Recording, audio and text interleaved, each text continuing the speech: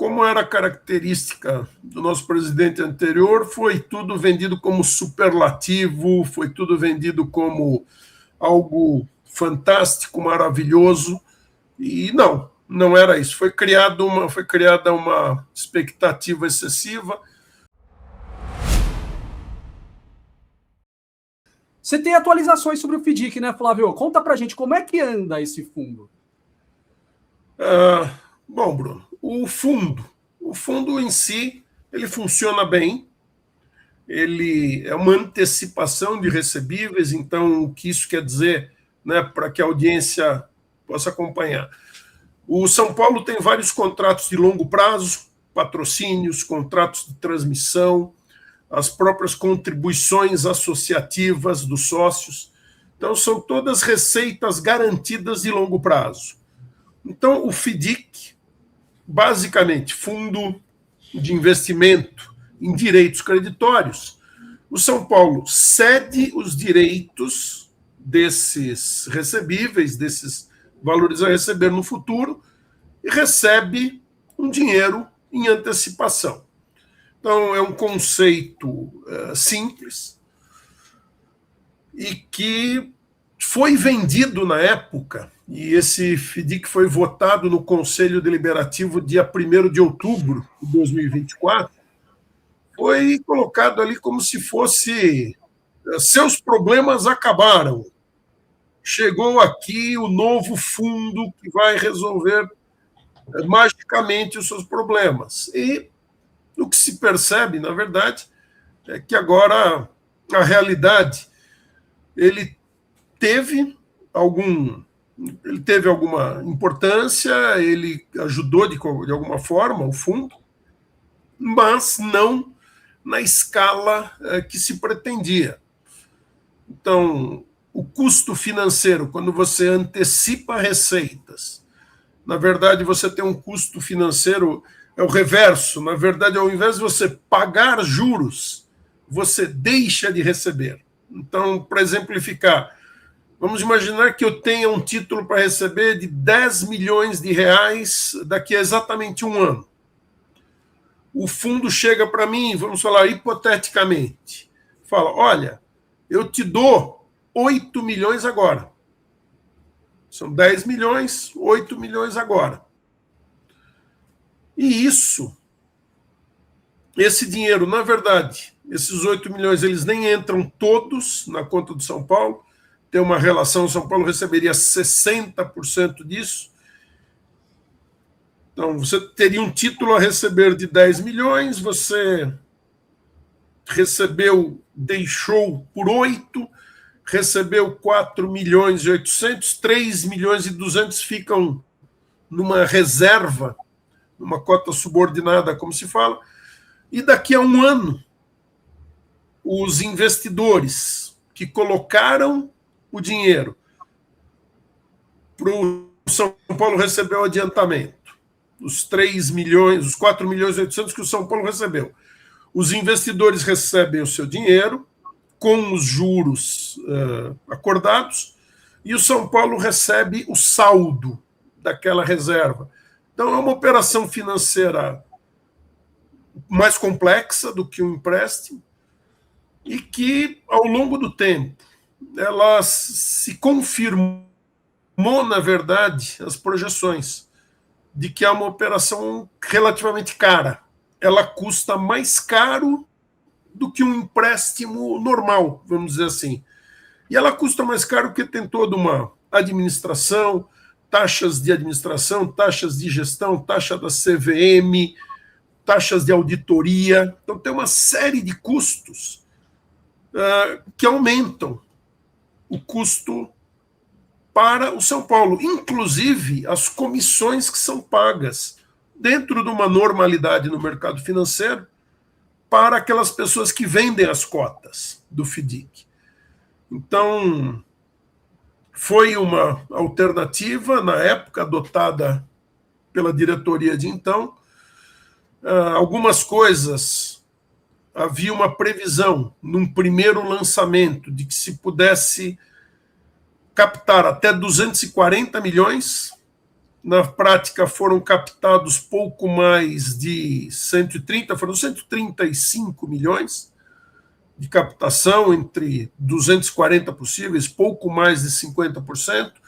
Em janeiro, abriu-se uma nova janela, com possibilidade para captação de mais 50 milhões.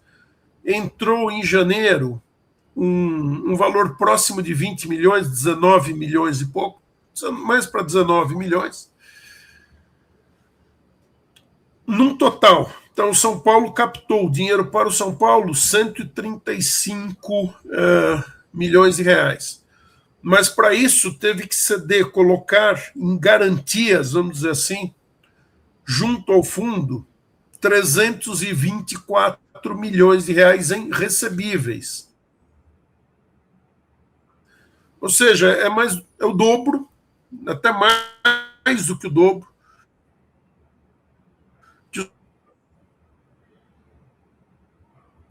Tivemos um probleminha aqui com o Flávio, com o sinal dele. Flávio, voltou aí? Vamos ver. Voltou agora?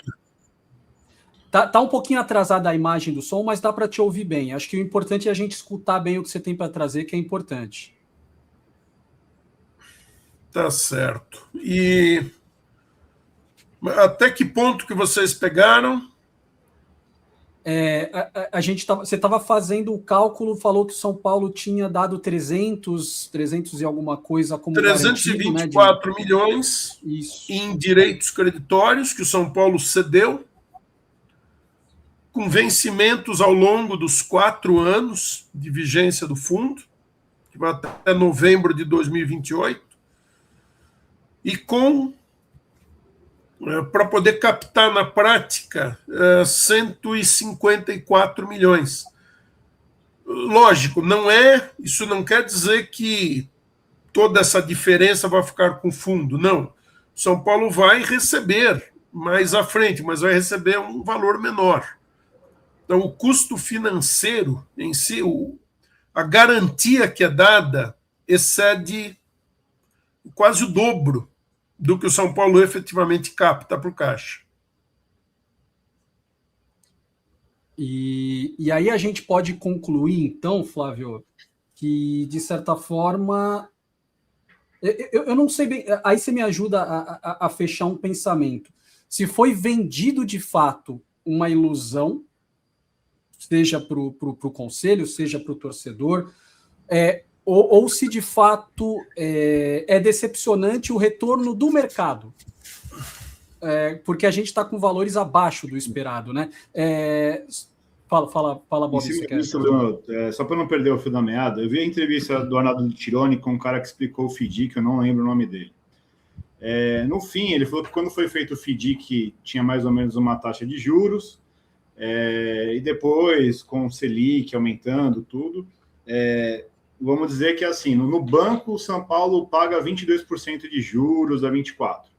E acabou que a taxa do FDIC ficou entre 18% e 19% por causa da época que isso foi falado. Vale muito a pena o FDIC nessa parte do pagamento de juros por parte do São Paulo? Ou acaba ficando mais ou menos igual ao empréstimo do banco? Desculpa, Bruno, que eu me lembrei agora. Não, tranquilo. Na verdade, Bob, o custo total do FDIC fica um pouco acima das taxas do banco. E realmente houve. Em 2024, nós tínhamos uma condição. Ao longo de 2025, a taxa básica de juros da economia, a taxa Selic, ela foi subindo, mas o fato é que já na partida, sem considerar algumas taxas adicionais do fundo, o custo financeiro já era muito parecido. Então, tanto que essa foi o que se observou no ano 2025, os dados vão ser publicados em breve, mas não houve nenhuma redução que se esperaria significativa de custo financeiro. Então, o fato é esse: o FDIC hoje, o FDIC da forma como está estruturado e como são feitos, ele custa tanto quanto ou mais do que os empréstimos bancários. E ele compromete um valor alto em receitas futuras. E aí, Flávio, eu retomo então as minhas perguntas, né? Posto esse cenário, foi vendida uma ilusão na época ou o mercado que não respondeu bem ao chamado do São Paulo Profundo? Né? Como era a característica do nosso presidente anterior, foi tudo vendido como superlativo, foi tudo vendido como algo fantástico, maravilhoso, e não era isso. Foi criada uma expectativa excessiva. Também criou-se expectativa excessiva quanto aos que se denominam os covenants, que seriam os compromissos que muitos dos conselheiros que votaram a favor do FIDC, porque viam aquilo como um potencial de controle das despesas que a administração não vinha controlando adequadamente. O que se percebeu em 2025 é que essas despesas continuaram elevadas, colocou-se uma meta de gastos com o futebol, era uma meta específica, seriam 350 milhões de reais no ano, mais aquilo que excedesse em vendas de atletas a 150 milhões. Então, isso era um valor muito abaixo do que se havia projetado de orçamento, muito abaixo do que se havia realizado em 2024.